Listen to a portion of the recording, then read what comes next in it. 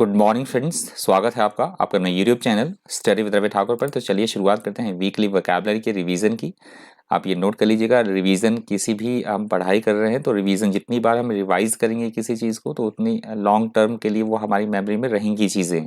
तो आप ये वीडियो ज़रूर करके देखा करें। मैं हर संडे को आपके लिए वीकली वोकैबुलरी का रिवीजन लेके आता हूँ और यही अगर आप 4 हफ्ते का देख रहे तो आपका मंथ बन जाता है। वैसे मैं मंथली भी लाता हूँ वोकैब, पर वो थोड़ा सा ज़्यादा लंबा वीडियो हो जाता है। तो आप कमेंट करके ज़रूर कीजिएगा कि आपको नवंबर मंथ की जो है वोकैबुलरी मैं प्रोवाइड करवाऊं या नहीं। तो आप मुझे प्लीज़ कमेंट करके ज़रूर बता दीजिएगा।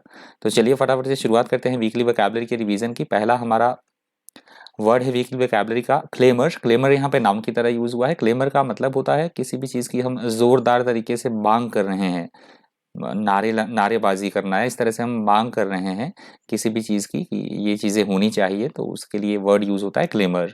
और मैंने एग्जांपल भी आपको दिया था, the public are clamouring for an answer to all these questions. तो जनता जो है इन सभी प्रश्नों के उत्तर के लिए की जोरदार मांग उठा रही थी।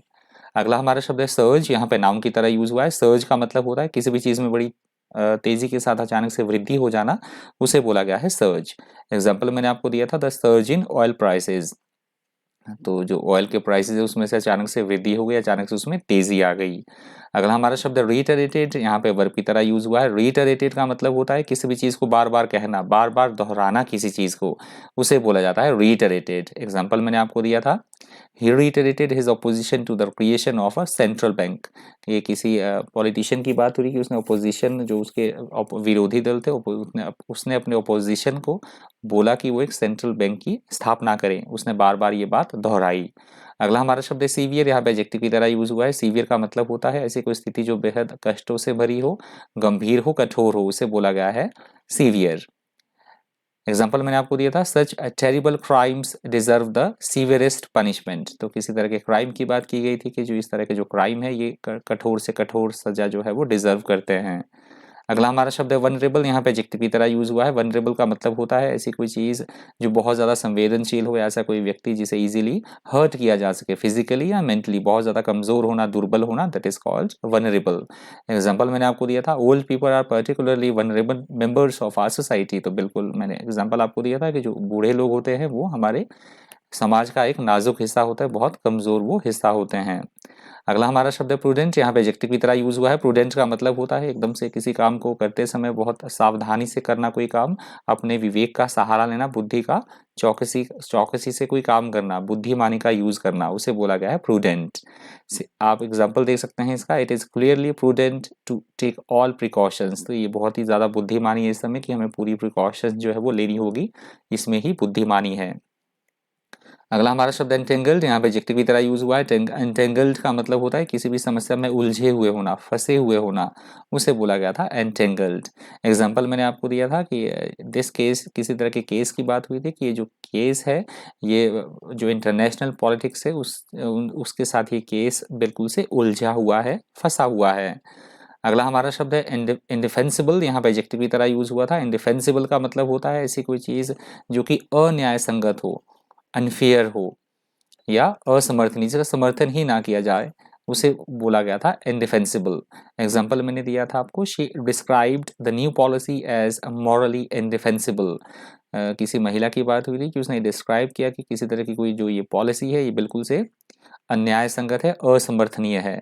अगला हमारा शब्द है फियर्सली। यहाँ पे एडवर्ब की तरह यूज हुआ है। फियर्सली का मतलब होता है प्रचंड एवं उग्र तरीके से हम किसी चीज की बात कर रहे हैं, बिल्कुल मतलब वाइल्डली मैनर में, वोलेंटली मैनर में, उसे बोला गया है फियर्सली।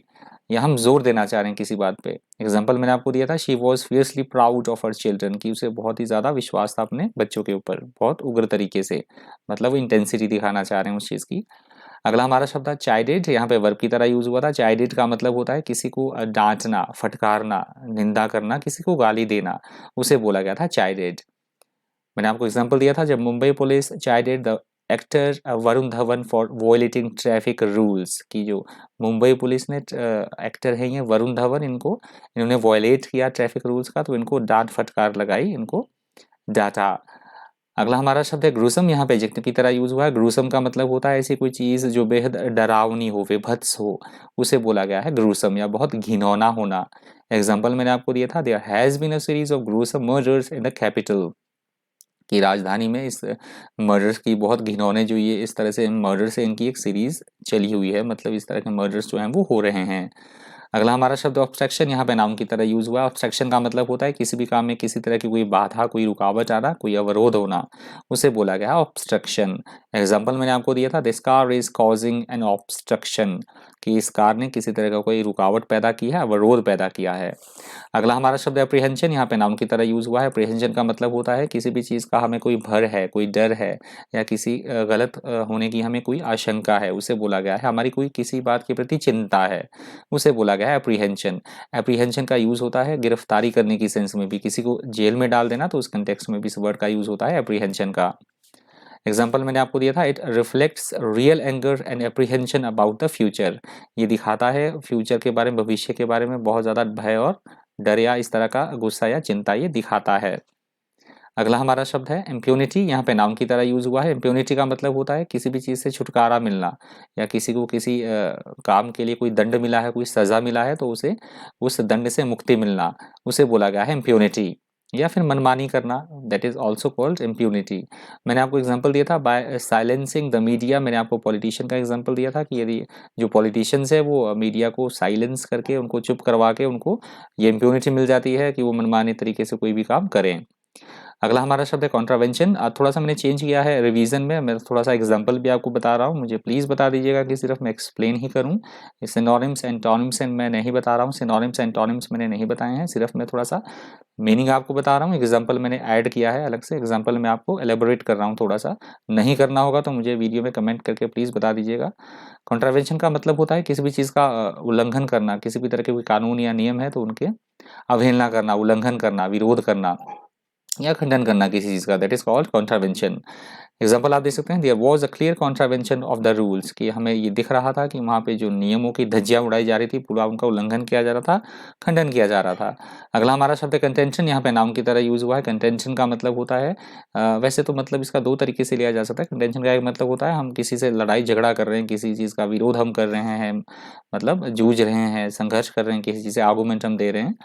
एडिटोरियल में आर्गुमेंट की सेंस में ये वर्ड यूज हुआ था, तर्क देना किसी को किसी बात के लिए, उसे बोला गया था कंटेंशन। सिनोनिम्स एग्जांपल आप देख सकते हैं, the government's contention is that unemployment will start to fall next year. तो मैंने उसी के कंटेक्स्ट में आपको एग्जांपल दिया था कि गवर्नमेंट का ये तर्क था कि अगले साल से जो है वो एम्प्लॉयमेंट कम होनी शुरू हो जाएगी, अनएम्प्लॉयमेंट जो है, बेरोजगारी कम होनी शुरू हो जाएगी। अगला हमारा शब्द है इनकॉन्ग्रुअस, यहाँ पे एडजेक्टिव की तरह यूज हुआ है। इनकॉन्ग्रुअस का मतलब होता है ऐसी कोई चीज़ जो बिल्कुल से बेमेल हो, असंगत हो, बेतुकी हो, है ना, उसे बोला गया है इनकॉन्ग्रुअस। एग्जाम्पल मैंने आपको दिया था, she was small and fragile and looked incongruous in an army uniform. मैंने एक लड़की का आपको एग्जाम्पल दिया था कि वो बहुत ही ज़्यादा छोटी है और नाजुक है, इसलिए वो उसने आर्मी की ड्रेस डाली है तो वो उसमें थोड़ी सी मतलब बेमेल सी लग रही है आर्मी की यूनिफॉर्म पहन के। अगला हमारा शब्द था इन्फिल्ट्रेटर्स, यहाँ पे नाउन की तरह यूज हुआ है। इन्फिल्ट्रेटर वो व्यक्ति होता है जो कि कहीं पे घुसपैठ करे किसी तरह की, उसे बोला गया था इन्फिल्ट्रेटर, घुसपैठिया। एग्जाम्पल मैंने आपको दिया था, Indian troops foiled and an infiltration bid near the LOC in Rajouri district of Jammu and Kashmir, कि इंडियन हमारी जो आर्मी है, हमारे आर्मी ट्रुप्स ने राजौरी डिस्ट्रिक्ट जो है जम्मू कश्मीर में, वहाँ पे घुसपैठ की जो कोशिश थी बिल्कुल से नाकाम कर दिया उसको। अगला हमारा शब्द है एम्बुश, यहाँ पे वर्ब की तरह यूज हुआ है। एम्बुश का मतलब होता है किसी पे घात लगा के आक्रमण करना, मतलब छुपकर हमला करना, किसी के ऊपर आक्रमण करना, that is called ambush. Example मैंने आपको दिया था, the robbers were waiting in ambush, जो रॉबर्स थे, लुटेरे थे, वो एकदम से छुपकर वेट कर रहे थे रॉबरी करने का। अगला हमारा शब्द था इंसर्जेंट, यहाँ पे नाउन की तरह यूज हुआ है। इंसर्जेंट का भी मतलब होता है विद्रोह करना, राजद्रोही हो, जो बागी हो, किसी तरह का विद्रोह करे, उसे बोला गया है इंसर्जेंट। एग्जाम्पल मैंने आपको दिया था, an attack by armed insurgents, तो किसी अटैक की, किसी हमले की बात हुई थी, तो उनके द्वारा हथियारों से वो जो विद्रोही थे वो बिल्कुल उनके द्वारा एक अटैक किया गया, हमला किया गया। अगला हमारा शब्द था एक्सेडेड टू। एक्सेडेड टू का मतलब होता है किसी भी चीज़ का अनुरोध, कोई हमसे अनुरोध कर रहा है, कोई हमें हमसे कोई रिक्वेस्ट कर रहा है और हम उसकी रिक्वेस्ट को मान लें, उसके अनुरोध को मान लें, उसे बोला गया था एक्सेडेड टू। एग्जाम्पल मैंने आपको दिया था, he acceded to demands for his resignation, की उसने उस किसी कर्मचारी की, या कोई भी किसी पद पे होगा कोई, तो उसकी जो रेजिग्नेशन थी कि लोग मांग कर रहे थे, तो उसने वो स्वीकार कर ली, एक्सेप्ट कर लिया कि अपना रेजिग्नेशन। अगला शब्द है स्पैनर, स्पैनर होता है जिससे नट बोल्ट को कसा जाता है, ये जो आप इमेज में देख सकते हैं उसको बोला जाता है स्पैनर। स्पैनर का एडिटोरियल में यूज़ हुआ था कठिनाई पैदा करना, किसी तरह की कोई समस्या पैदा करना, उस कंटेक्स्ट में इसका यूज़ हुआ था एडिटोरियल में। अगला हमारा शब्द रिपील, यहाँ पे वर्ब की तरह यूज़ हुआ है। रिपील का मतलब होता है एकदम से किसी कानून या कोई भी नियम है उसको रद्द कर देना, ऑफिशियली तौर पर, औपचारिक तौर पर उसको कैंसिल कर देना, निरस्त कर देना, उसे बोला गया था repeal. The labour party repeal the act, तो मैंने एग्जांपल आपको दिया था कि लेबर पार्टी ने किसी तरह का कोई एक्ट था उसको निरस्त कर दिया, निरस्त कर दिया, रद्द कर दिया। अगला शब्द है रिमोर्स, यहाँ पे नाउन की तरह यूज हुआ है। रिमोर्स का मतलब होता है किसी बात को लेकर, कोई हमने कोई गलती की है, कोई हमने कोई गलत की चीज़ की है, या अपने काम को लेकर हम पछता रहे हैं, किसी से हम सॉरी फील कर रहे हैं, रिग्रेट हम कर रहे हैं, पश्चाताप करना चाह रहे हैं, पछतावा कर रहे हैं, उसको बोला गया है रिमोर्स। एग्जाम्पल मैंने आपको दिया था, she was filled with remorse for what he had done, की कोई किसी महिला की बात की गई थी जो उसने कोई काम किया किसी तरह का, उसलिए उसे गिल्ट फील हुआ और वो मतलब क्या कर रहा था, वो पश्चाताप करना चाह रही थी उस चीज़ का, मतलब क्या था, वो रिग्रेट कर रही थी उस चीज़ के लिए। अगला शब्द है कल्प्रिट, यहाँ पे नाउन की तरह यूज हुआ। कल्प्रिट का मतलब होता है ऐसा व्यक्ति जिसने की कोई गलत काम किया हो, जो क्रिमिनल हो, दोषी हो, अपराधी हो, पापी हो, उसे बोला गया है कल्प्रिट। एग्जाम्पल मैंने आपको दिया था, she urged that he was not the culprit in the crime. किसी को ये अर्ज कर रहा है, किसी ने ये कहा, ये दावा किया किसी ने कि वो इस क्राइम में से उसका कोई लेना देना नहीं है और उसे दोषी ना ठहराया जाए। अगला हमारा शब्द है रिप्रॉचमेंट, यहाँ पे नाउन की तरह यूज हुआ है। रिप्रॉचमेंट का मैंने आपको मतलब बताया था, कोई भी दो लोग हैं या कोई भी दो देश हैं जिनके बीच में काफ़ी लंबे समय से कट्टर दुश्मनी चली आ रही हो और एक बार फिर से वो दोस्त बन जाए, मतलब उनकी मैत्री हो जाए, पुनः मिल जाए, वो उसे बोला गया था रिप्रॉचमेंट।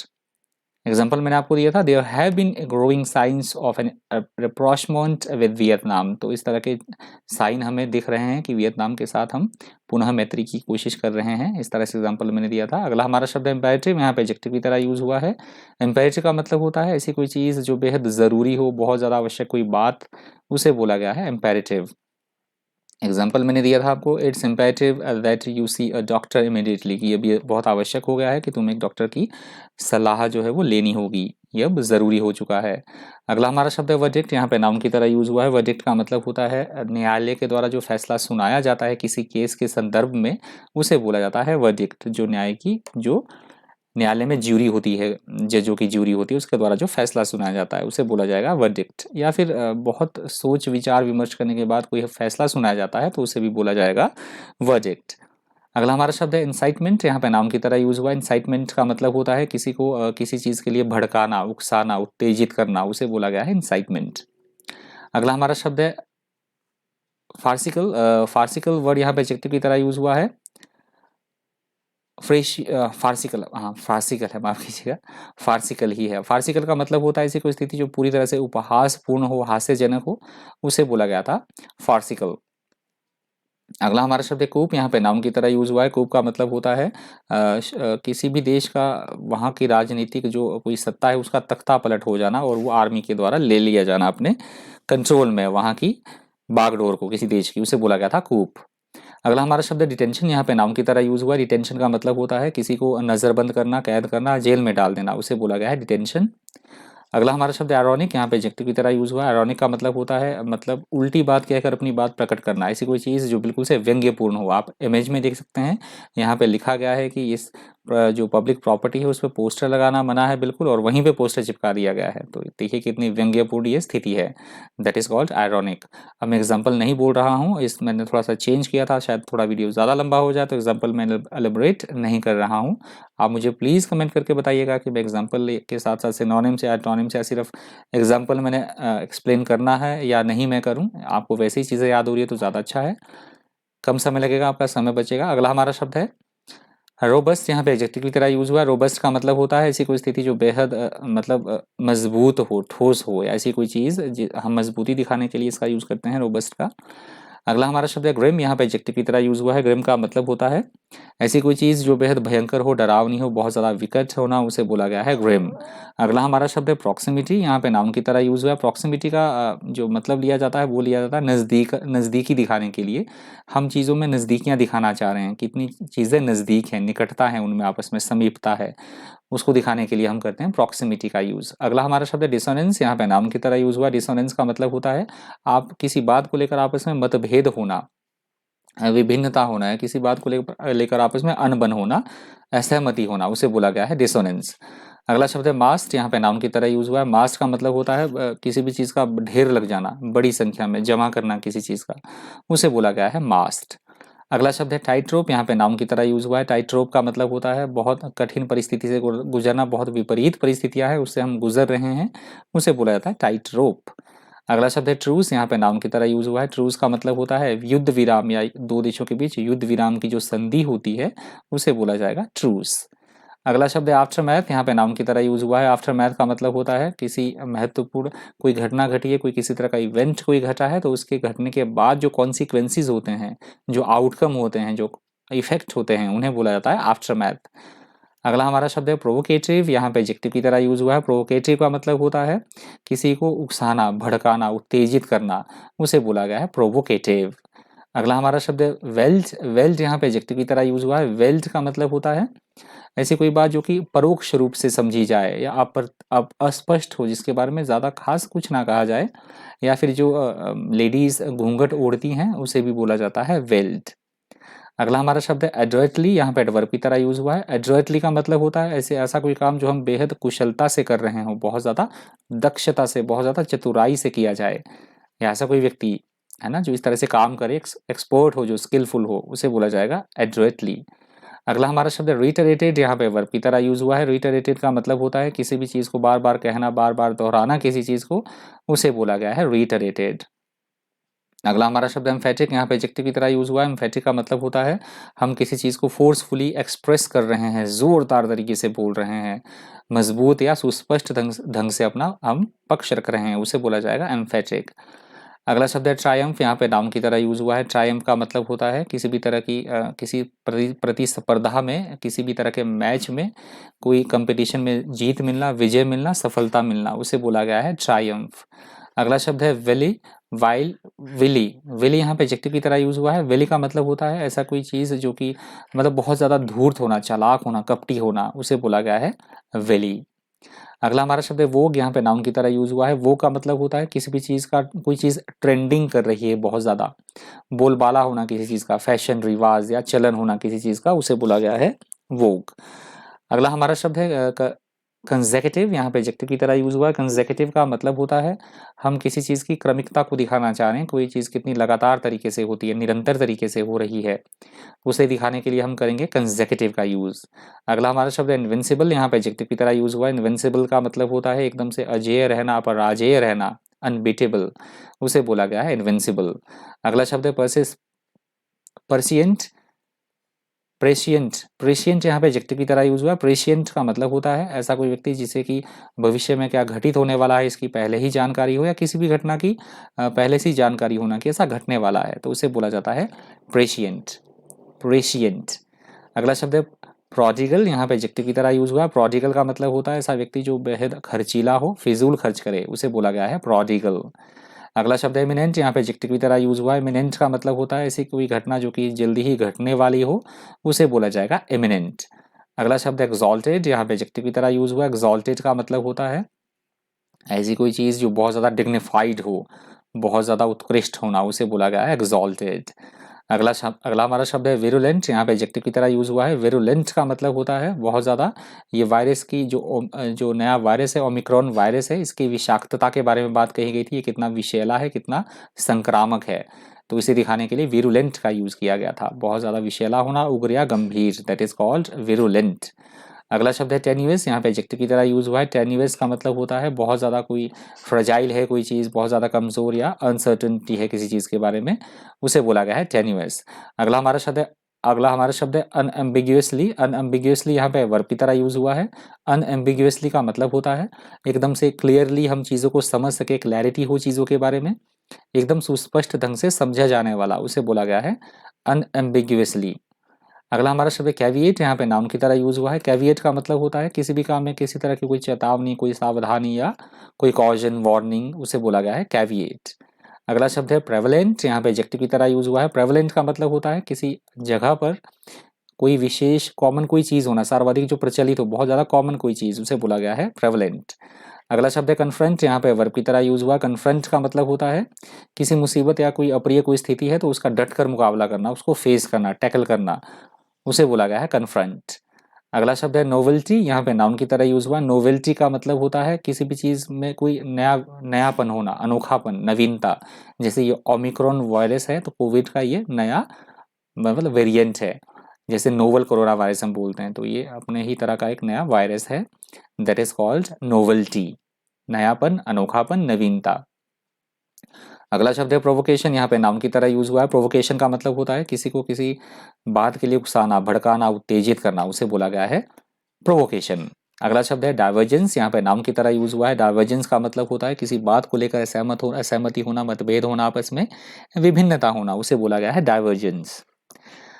अगला हमारा शब्द है पेरिस्ट, यहाँ पे वर्ब की तरह यूज हुआ है। पेरिस्ट का मतलब होता है किसी भी चीज का नष्ट हो जाना, तबाह हो जाना या गल सड़ जाना, उसे बोला जाएगा पेरिस्ट।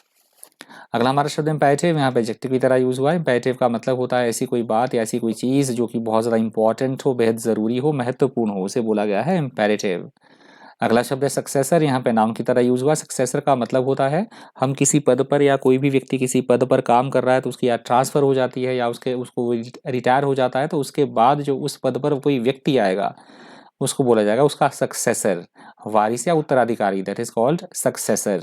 अगला शब्द है बेलिजरेंट, यहाँ पे एडजेक्टिव की तरह यूज हुआ है। बेलिजरेंट का मतलब होता है एकदम से आक्रामकतापूर्ण बिहेव करना या शत्रुतापूर्ण बिहेव करना, इस कटु भावनाएं रखना, उसे बोला गया है बेलिजरेंट, या एकदम से आक्रामक हो जाना। अगला शब्द है मिन्स्ड, यहाँ पे वर्ब की तरह यूज हुआ है। मिन्स्ड का मतलब होता है कि छोटे छोटे टुकड़ों, पीसेस, छोटे छोटे टुकड़ों में कर देना चीजों को, चॉप चॉप करना, उसे बोला जाएगा मिन्स्ड। अगला शब्द है वार्ड ऑफ, यहाँ पे फ्रेजल वर्ब की तरह यूज हुआ। वार्ड ऑफ का मतलब होता है किसी भी चीज से अपनी सुरक्षा करना, किसी भी तरह के खतरे को टालना, बचाव करना, अपने आप को सुरक्षित करना, उसे बोला गया है वार्ड ऑफ। अगला शब्द है चर्लिश, यहाँ पे एडजेक्टिव की तरह यूज हुआ है। चर्लिश का मतलब होता है एकदम से ऐसी कोई चीज जो कि अभद्र हो, अशिष्ट हो, रूडली मैनर में बिहेव करना, है ना, इम्पोलाइट मैनर में, उसे बोला गया है चर्लिश। अगला शब्द है कार्डिनल, यहाँ पे एडजेक्टिव की तरह यूज हुआ है। कार्डिनल का मतलब होता है हम किसी चीज की प्रधानता दिखाना चाह रहे हैं, कोई चीज कितनी आधारभूत है, मौलिक है, प्रमुख है, उसे बोला गया है कार्डिनल। अगला शब्द है कॉन्ट्रैक्शन, यहाँ पे नाउन की तरह यूज हुआ है। कॉन्ट्रैक्शन का मतलब होता है किसी भी चीज में किसी तरह की कोई कमी आना, संक्षिप्तीकरण या संक्षिप्तीकरण की प्रक्रिया, उसे बोला गया है कॉन्ट्रैक्शंस। अगला शब्द है अक्रॉस द बोर्ड, यहाँ पे एडवर्ब की तरह यूज हुआ है। अक्रॉस द बोर्ड का मतलब होता है ऐसी कोई पॉलिसी, ऐसी कोई चीज जो कि सभी को व्यापक तौर पर इफेक्ट करे, जिससे सभी प्रभावित हो समान रूप से, उसे बोला गया है अक्रॉस द बोर्ड। अगला शब्द है अग्रावेटेड, यहाँ पे वर्ब की तरह यूज हुआ है। अग्रावेटेड का मतलब होता है किसी भी तरह की कोई प्रॉब्लम है या कोई बहुत बुरी स्थिति है तो उसको और खराब कर देना, चीजों का मतलब और ज्यादा से बिगड़ जाना, उसे बोला गया है एग्रावेटेड। या किसी को गुस्सा दिला देना, उस सेंस में भी इस वर्ड का यूज हो सकता है एग्रावेटेड का। अगला शब्द है फोस्टर्स, यहाँ पे वर्ब की तरह यूज हुआ है। फोस्टर का मतलब होता है किसी भी चीज को बढ़ावा देना, प्रोत्साहन देना, सपोर्ट करना किसी चीज को, दैट इज कॉल्ड फोस्टर। या फिर जैसे माता पिता अपने बच्चों का पालन पोषण करते हैं तो उसे भी बोला जाएगा फोस्टर। अगला हमारा शब्द है रेस्पोंडेंट्स। रेस्पोंडेंट्स यहाँ पे नाउन की तरह यूज हुआ है। रेस्पोंडेंट्स का मतलब होता है जैसे हम किसी से कोई क्वेश्चन कर रहे हैं, कोई सर्वे हो रहा है और हमसे कोई क्वेश्चनिंग की जा रही है तो हम उसका उत्तर दे रहे हैं, तो हमें बोला जाएगा रिस्पोंडेंट्स। जवाब देने वाला, उत्तर देने वाला प्रतिवादी, दैट इज कॉल्ड रिस्पोंडेंट्स। अगला हमारा शब्द है सैंग्विन, यहाँ पे एडजेक्टिव की तरह यूज हुआ है। सैंग्विन का मतलब होता है भविष्य के प्रति आशावान रहना, ऑप्टिमिस्टिक सोचना, पॉजिटिव सोचना, उसे बोला गया है सैंग्विन। अगला शब्द है स्पिगट, यहाँ पे नाउन की तरह यूज हुआ है। स्पिगट का मतलब होता है किसी चीज पे किसी तरह की कोई रोक लगा देना, रुकावट पैदा करना, रोक पैदा करना, उसे बोला गया है स्पिगट। वैसे स्पिगट बोला जाता है जिससे पानी को रोका जाता है, उस वॉल्व को स्पिगट बोला जाता है। अगला हमारा शब्द है रोबस्ट, रिपीट हो चुका है, फिर से बता देता हूँ। ऐसी कोई चीज जो कि बहुत ज्यादा मजबूत हो, स्वस्थ होना, तगड़ा होना, मजबूत होना, ठोस होना, उसे बोला जाएगा रोबस्ट। अगला हमारा शब्द है कंसेंसिस, यहाँ पे नाउन की तरह यूज हुआ है। कंसेंसिस का मतलब होता है किसी बात को लेकर आम सहमति बनना, सर्वसम्मति होना, उसे बोला गया है कंसेंसिस। अगला हमारा शब्द है रिपीलिंग, यहाँ पे वर्ब की तरह यूज हुआ है। रिपीलिंग का मतलब होता है किसी भी चीज़ का खंडन करना, किसी चीज़ को निरस्त कर देना, रद्द कर देना। यहाँ पे बात हुई थी कृषि के जो 3 कानून है उसके बारे में। अगला हमारा शब्द है डेफेटिज्म। डेफेटिज्म यहाँ पे नाम की तरह यूज हुआ है। डेफेटिज्म का मतलब होता है पराजयवाद, या फिर हमें असफल होने की आशंका हो या निराशावादी सोच रखना, उसे बोला गया है डेफेटिज्म।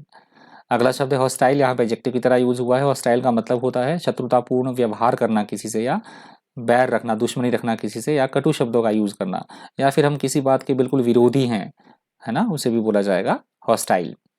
अगला शब्द एग्रावेशन, यहाँ पे नाम की तरह यूज हुआ है। एग्रावेशन का मतलब होता है किसी भी तरह की कोई स्थिति है तो उसको और ज्यादा से बिगाड़ देना या किसी को भड़काना उकसाना, दैट इज कॉल्ड एग्रावेशन।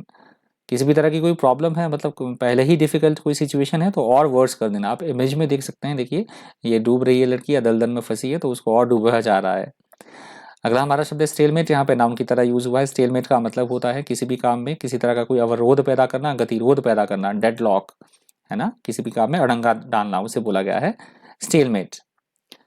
अगला हमारा शब्द है एम्बिग्यूअस, यहाँ पे एडजेक्टिव की तरह यूज हुआ है। एम्बिग्यूअस का मतलब होता है ऐसी कोई चीज जो कि बिल्कुल एकदम से अस्पष्ट हो। यहाँ स्पष्ट लिखा है, माफ कीजिएगा, यहाँ अस्पष्ट होना था, अस्पष्ट, है ना, या संदिग्ध या अनेक अर्थ प्रकट हो सके जिसके, मतलब जिसको एक से अधिक अर्थ में समझा जाए, क्लैरिटी ना हो जिस चीज के बारे में, उसे बोला गया है एम्बिग्यूअस। अगला हमारा शब्द है स्टेपल, यहाँ पे नाम की तरह यूज हुआ है। स्टेपल मैंने 2 तरीके से बताया था आपको, एक तो वो जिसे हम अपनी बुक्स की कवर स्टेपल करते हैं, यहाँ पे एडिटोरियल में इसका यूज हुआ था फसल की सेंस में, जैसे किसान की जो मुख्य फसलें हैं वो कहीं चावल है, कहीं गेहूं है, कहीं मक्का है, तो उस कंटेक्स्ट में इसका यूज हुआ था प्रधान, मुख्य या basic, main, primary, that is called staple. अगला हमारा शब्द है अबंडेंट, यहाँ पे एडजेक्टिव की तरह यूज हुआ है। अबंडेंट का मतलब होता है किसी भी चीज का प्रचुर मात्रा में होना, अधिक मात्रा में होना, प्लेंटिफुल, बहुत अधिक, आवश्यकता से अधिक मात्रा में है कोई चीज हमारे पास, उसे बोला गया है अबंडेंट। अगला शब्द है कोरोनेशन, यहाँ पे नाउन की तरह यूज हुआ है। कोरोनेशन का मतलब होता है राज्याभिषेक करना किसी का, किसी को गद्दी पर बिठाना, उसे बोला गया है कोरोनेशन। एडिटोरियल में इस वर्ड का यूज हुआ था। जो भी कप्तानी चेंज की गई है T20 इंडिया की क्रिकेट टीम की, T20 और ODI की रोहित शर्मा के पास है और अपना टेस्ट क्रिकेट की विराट कोहली के पास है, तो उस कंटेक्स्ट में इसका यूज हुआ था। बागडोर उनके हाथ में है, मतलब टीम की, दैट इज कॉल्ड कोरोनेशन, ताजपोशी। अगला हमारा शब्द है ट्रांसपायर्ड, यहाँ पे वर्ब की तरह यूज हुआ है। ट्रांसपायर्ड का मतलब होता है किसी चीज का, इवेंट का घटित होना या चीजों का जानकारी में होना हमारी, उसे बोला गया है ट्रांसपायर्ड। अगला शब्द है रिलैंक्विश, यहाँ पे वर्ब की तरह यूज हुआ है। रिलैंक्विश का मतलब होता है किसी भी चीज को छोड़ देना, त्याग कर देना किसी चीज का, दैट इज कॉल्ड रिलैंक्विश। अगला शब्द है हमारा रीन, यहाँ पे नाउन की तरह यूज हुआ है। रीन का वैसे मतलब होता है घोड़े की जो लगाम होती है जिससे उसको कंट्रोल किया जाता है, उसे बोला जाता है रीन। यहाँ पे यूज हुआ था ये बागडोर की सेंस में, किसी भी चीज को अपने नियंत्रण में रखना, कंट्रोल में रखना, उसे बोला गया था रीन। अगला शब्द है रैंकल, यहाँ पे वर्ब की तरह यूज हुआ है। रैंकल का मतलब होता है किसी भी चीज, मतलब कि कोई इसने कोई बात बोली है तो उसे हम इरिटेट है, अनॉय है, हमें बहुत ज्यादा गुस्सा आ रहा है, वो बात हमें चुभी है, उसे बोला गया है रैंकल। अगला शब्द है मैग्निफिसेंट। मैग्निफिसेंट यहाँ पे एडजेक्टिव की तरह यूज हुआ है। मैग्निफिसेंट का मतलब होता है कोई चीज जो बहुत ज्यादा भव्य हो, शानदार हो, आलीशान, उसे बोला गया मैग्निफिसेंट। और वीकली वोकैबुलरी रिवीजन का अंतिम शब्द है अपना रेप्लिकेट, यहाँ पे वर्ब की तरह यूज हुआ है। रेप्लिकेट का मतलब होता है कि चीजों को दोहराना, रिपीट करना, जिस कंटेक्स्ट में ये वर्ड यूज हुआ था एडिटोरियल में, रिपीट करने की सेंस में, दोहराने की सेंस में। हम यूज कर सकते हैं इसको किसी की नकल करना या फोटोकॉपी करना, प्रतिलिपि बनाना, उस कंटेक्स्ट में भी ये वर्ड यूज हो सकता है रेप्लिकेट। तो ये वर्ड वीकली वोकैबुलरी के रिवीजन का अंतिम शब्द था। आई होप आपको वीडियो हेल्पफुल लगा होगा, थोड़ा इन्फॉर्मेटिव लगा होगा, आपने थोड़ी अपनी वोकैबुलरी फ्रेश की होगी, थोड़ा आपको चीज़ें याद रही होंगी। तो इस वीडियो में इतना ही। इसी तरह के इन्फॉर्मेटिव वीडियोज़ के लिए बन रही है चैनल पर। Thank you, thanks for watching.